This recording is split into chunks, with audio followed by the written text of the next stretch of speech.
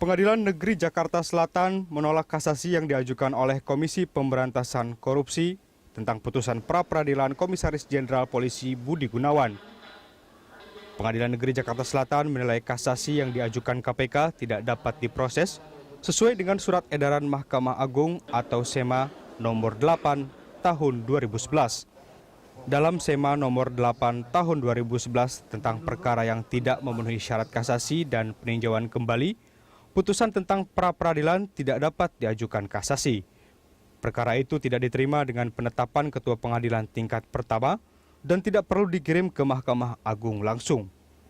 Sebelumnya, Komisi Pemberantasan Korupsi mengajukan kasasi terhadap putusan pra-peradilan Pengadilan Negeri Jakarta Selatan terkait kasus Komisaris Jenderal Polisi Budi Gunawan pada Jumat 20 Februari 2015. Apakah Mahkamah Agung perlu melakukan terobosan hukum untuk mengoreksi putusan pra-peradilan Komjen Budi Gunawan dengan cara menerima kasasi KPK? Apakah SEMA nomor 8 tahun 2011 berpotensi menimbulkan kerancuan hukum bagi pengadilan?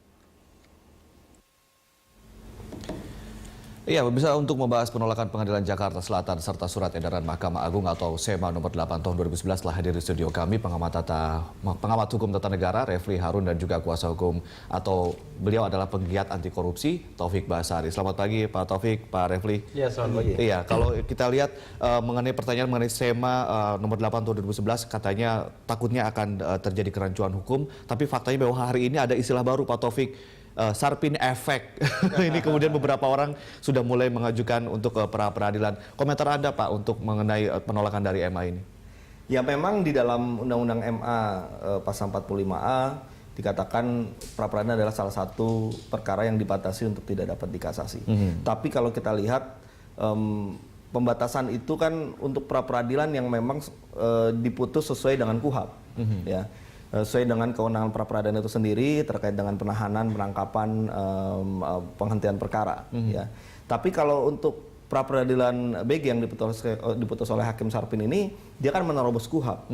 Ya, oleh karena itu penting bagi MA untuk menentukan posisinya, apakah putusan yang menerobos KUHAP ini dapat dibenarkan atau tidak. Oleh karena itulah maka seharusnya pintu kasasi masih dibuka.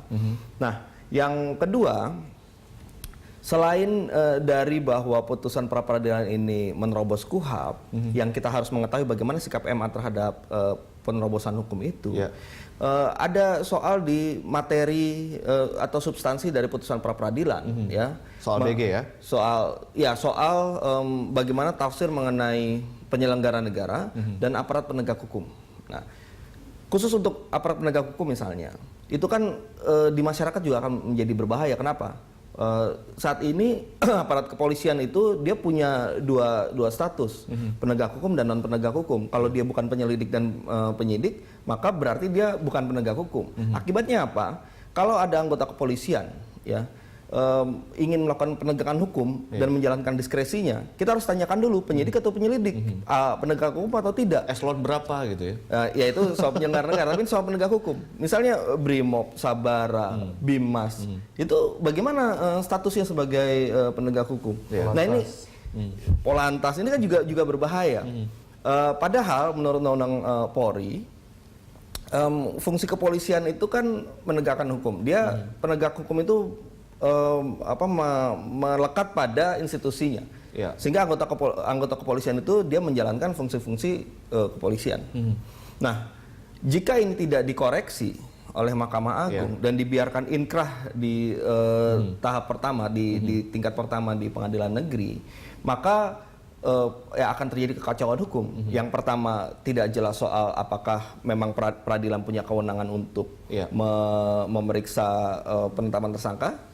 Yang kedua, soal materinya itu sendiri, soal sebenarnya apakah tidak seluruh anggota kepolisian dia penegak hukum. Jadi menurut Anda langgar aja nih pasal 45A ini? Gini, karena di awalnya dia sudah menerobos KUHAP, maka 45A ini juga harus ditafsirkan mau tidak mau. Karena ditafsir di KUHAP, maka 45A Mahkamah Agung ini juga harus ditafsir. Kenapa? Supaya kita punya sikap dari Mahkamah Agung. Ya. Memang ada pilihan lain, yakni PK. Tapi masalahnya adalah ketika PK berarti inkrah dulu. Baik, kita ke Pak Refli Harun. Pak Refli, sebetulnya kalau dari statementnya dari Pak Taufik, ini diterobos karena memang dulu Pak Sarvin, Pak Hakim sendiri sudah menerobos gitu ya. Ini lebih kepada membalas saling menerobos atau bagaimana nih Pak Refli? Iya, saya kira kalau saya dipasangkan dengan Pak Taufik, ya saya tinggal samina watona sama saja. Senyawa ya? Iya, artinya kan kita ini kan juga pengen melihat pemberantasan korupsi ini berjalan secara baik ya.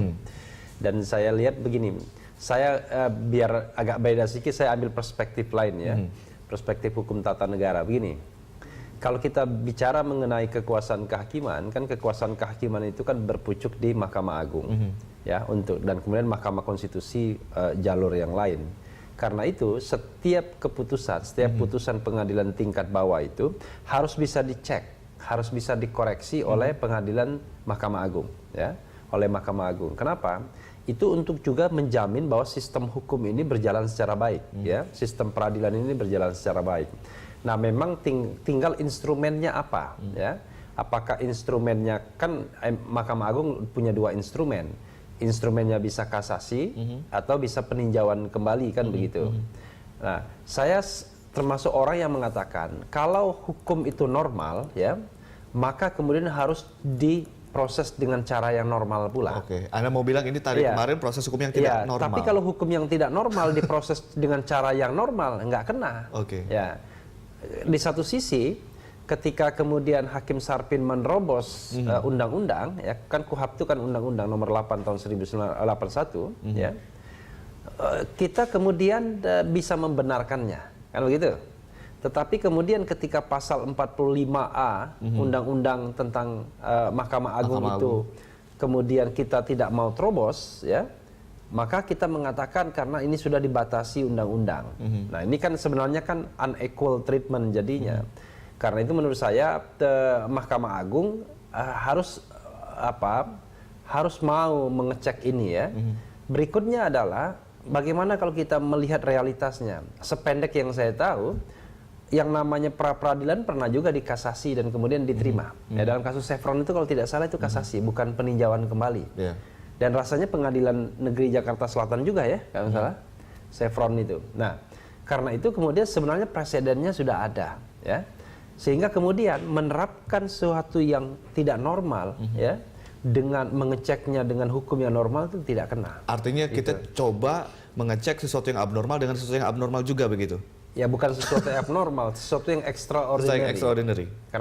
Karena kan sebagai muara dari kekuasaan kehakiman, sesungguhnya Mahkamah Agung memiliki power untuk itu. Karena saya khawatir ya, hal yang sama kemudian terjadi pula dengan PK. Tiba-tiba PK pun kemudian tidak mau diproses misalnya. Nah, ini saya khawatir. Kenapa? Ya, putusan itu menjadi inkrah.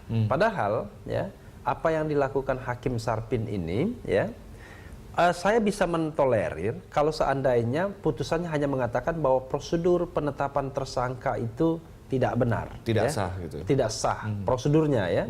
Bahwa ada kesewenang-wenangan KPK ketika menetapkan orang sebagai tersangka. Nah, kalau itu saja yang dicek, mungkin saya masih bisa terima ya, sebagai perlindungan hak asasi manusia warga negara. Kalau itu saja. Tapi yang menjadi persoalan adalah yang dilakukan Hakim Sarpin ini 2 hal. Pertama, dia mengambil kewenangan Pengadilan Tipikor, ya, bicara mengenai kewenangan Komisi Pemberantasan Korupsi, ya. Yang kedua adalah dia mengambil kewenangan Mahkamah Konstitusi ketika menafsirkan undang-undang. Jadi 2 kewenangan diambil oleh hakim tunggal yang bekerja sendiri dan hanya dalam jangka waktu 7 hari. Perlu nggak artinya ini berbahaya menurut saya karena unchecked power jadinya begitu. Perlu nggak menurut oleh Mahkamah Agung? Perlu nggak menurut mungkin Pak Refli terlebih dahulu pasal 45A ini mungkin atau mungkin undang-undang tentang Mahkamah Agung ini mungkin diajukan ke MK atau mungkin undang-undang pra peradilan itu juga diajukan ke MK? Begini, sebenarnya kan Mahkamah Agung menurut saya bisa menerobos itu tanpa harus kemudian dia mengajukan judicial review. Karena Hakim Sarpin sudah melakukan penerobosan itu. Karena begini, hakim itu kan memutus berdasarkan hukum dan keadilan. Hukumnya A Tetapi kalau hukum A ini dipakai justru tidak adil, maka hakim to some extent kadang-kadang bisa menyimpangi itu untuk mencari keadilan. Nah, kalau misalnya kita mengatakan menerapkan pasal 45A tersebut tidak adil dalam kasus Sarpin, dalam kasus Sarpin saja, maka sesungguhnya Mahkamah Agung ya terobos saja itu. Tetapi ini tidak apply untuk semua kasus. Harus lihat case by case, ya kan seperti itu. Tetapi bukan itu yang menurut saya yang harus diajukan judicial review. Tetapi yang harus diajukan judicial review itu menurut saya adalah kewenangan KPK.